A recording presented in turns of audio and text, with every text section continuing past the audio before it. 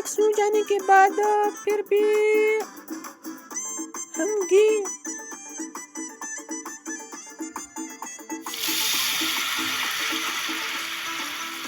में पकाते हैं। फिर ये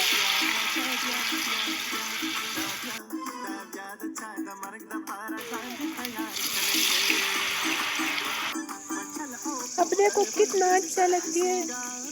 घर में बहुत आसान तरीका है पकाने का।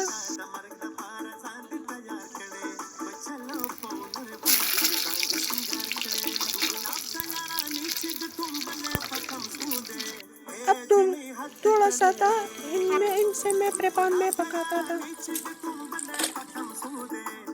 हाँ देखो कितना अच्छा है ना, माशाल्लाह। अब देखो तैयार हो गया है।